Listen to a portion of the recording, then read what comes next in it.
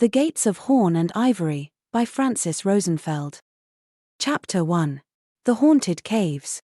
They saw it from afar, as they were traveling among the clouds in Helios's chariot, the strange city of caves, carved in the soapstone of a cluster of spiky cliffs, sometimes by nature, sometimes by man, displayed amid the arid landscape like a giant sculpture, maybe an artifact the Titans left behind, before his love of humankind landed Prometheus his penance. A huge human beehive it seemed to be, where the diligent workers moved about through hundreds of holes in the stone cliffs towards the innards of the place, dug deep into the earth, the huge underground metropolis that marked the beating heart of Anatolia. A large delegation welcomed the goddesses, with the traditional sheaves of grain and prolonged orations, and when it was done prostrating, the group surrounded them like living water and carried them down stairs and ramps through large subterranean chambers and hallways, past people carrying on their mundane activities, past carved galleries and alleys and arcades, public spaces and ventilation shafts, temples, tombs, and sanitation systems, stables and wells and water reservoirs. All the parts of a flawlessly functioning city, miles beneath the Earth's surface, illuminated only by Prometheus's gift. There seemed to be no bottom to this upside-down underground metropolis, and Persephone, who was more versed in the intricacies of subterranean living than her mother, expected to see the glow of red flowing lava at any moment as they continued their seemingly endless descent. The journey ended in the lowermost chamber, a huge arched cave, 50 feet tall, with painted walls depicting epic battles, and scenes of daily activities, prayers for the dead, devotions of the living. The echoes of hundreds of voices were reverberated and amplified by the tall stone vaults, walls and floor, reaching a deafening, disorienting loudness. The high priests bowed and prostrated themselves at the goddesses' feet, and when bid to rise, they guided them down the central aisle towards their stone thrones, carved with agricultural scenes and symbols of the dead, and surrounded by garlands of yellow buttercups and bowls of pomegranates. A young maiden, obviously overcome with emotion, approached them humbly and placed crowns of buttercups on their heads, and then retreated, stricken with awe, to touch the cheek Demeter had caressed in passing. For a moment Persephone felt like she was back home and was grateful to her mother for this unexpected gift. The voices ceased suddenly when a group of priests brought grains and fruit and livestock for the blessing, as the sacrificial fires were stoked and made fragrant with large bundles of dried sage, chamomile and mint. "They're not going to sacrifice those here, are they?" Persephone whispered to her mother, who rolled her eyes at her with disdain. "Now you have a problem with death. Of course they're going to sacrifice them. That's the whole point of the trip." She looked at the horrified expression on her daughter's face and got instantly aggravated.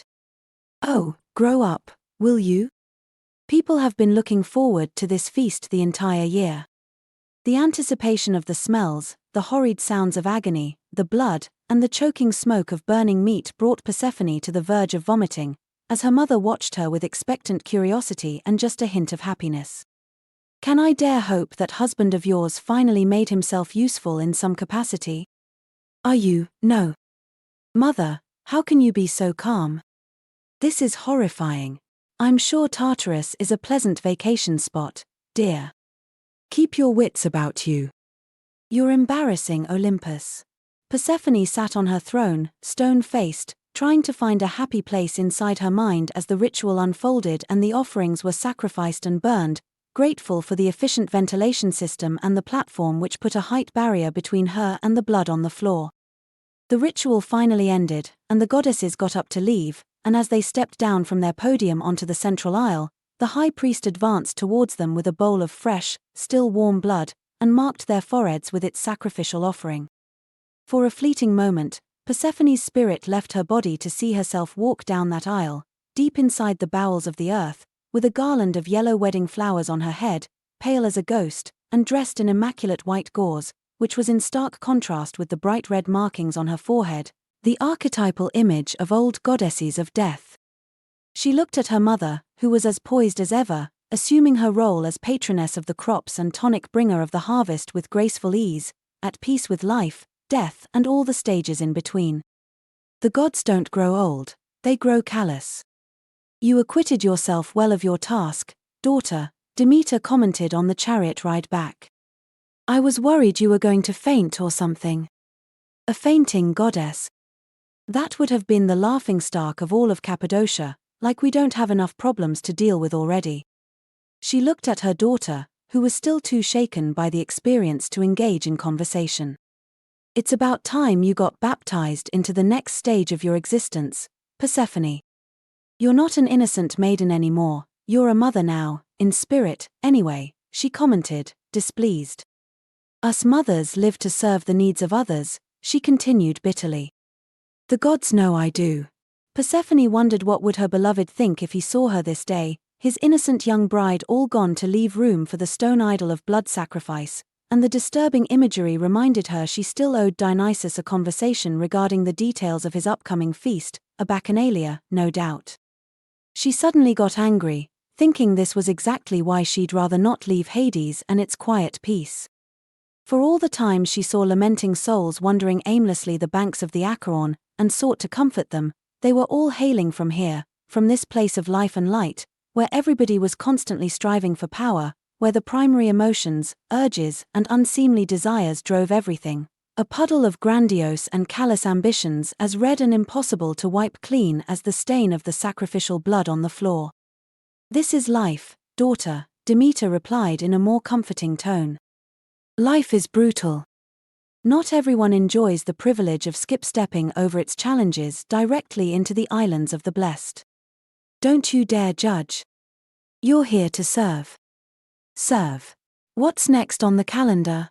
Persephone effectively ended the subject. We're going to Epidaurus. You're going to tend to the sick. As long as I'm not there to kill them, Persephone thought, relieved, and contemplated the irony of her, of all people, bringing comfort to the afflicted. One would think the mere sight of her was the last thing those people wanted to experience. Well, since your fated decided to cut Asclepius at the knees for messing with his incoming headcount, and kept him hostage in Hades for his reward, you're here to assume his duties. Demeter couldn't help herself. Such a harmonious place of love and light your home is. Actually, it was Zeus who struck Asclepius down. He's in Hades because he's dead. And I'm sure your husband had nothing to do with it. So, what exactly am I supposed to do in Epidaurus? You will provide dream visitations with advice, comfort, and cures for the sick. Why can't it all be like this? Persephone thought. She loved her work, most of it, anyway. The plants, the oracles, the comforting of souls. It was the brazen, thoughtless infliction of intentional harm she couldn't come to terms with, and that, as she just learned, was the red blood of life itself. No wonder she'd rather be dwelling elsewhere. You should wipe that off, Demeter pointed to her forehead, it might upset the patients. I can't imagine why. Persephone replied bitterly, promptly handed a napkin to clean her forehead by one of the attending Ori, and a bowl of fresh water to wash up her face by another. She saw her face in the water's surface, unchanged, if only a little pale, remembered the saying after a certain age people have to wear the countenance they earned for themselves, and was now sure that wasn't true. All of world's cruelty stays neatly hidden behind a facade of blameless faces, of faces just like hers. She rested her eyes on the slow-moving landscape below. She was sure they were traveling faster than time itself in Helios's chariot, it's just one could barely tell, so high up in the sky. From far above, the cradle of life looked so beautiful, so peaceful, a true blessed Eden. No wonder the Olympians did not understand its struggles. Dusk was approaching, and as Persephone's friend Nyx covered the earth with her mantle, the landscape turned into a black velvet map dotted by points of light, almost like a mirror image of the starry realm. The thick or rarefied clusters of those lights marked the edges of the seas and the crossroads of traveling routes, a very different way of experiencing life's activating principles than one got to see during the day. The night map was so much more telling in terms of people's priorities and focus, stripped bare of the artifice meant for life's embellishment. You're biased, of course, Demeter commented, then turned to the Phaeton driver. We made good time. We'll be there just after the afflicted fall asleep. I'd like to skip the pageantry and get directly down to work for a change, and hopefully get in and out without unnecessary delays. It's been a long day. We're all tired. She brought her attention back to her daughter. Persephone, have some ambrosia, dear.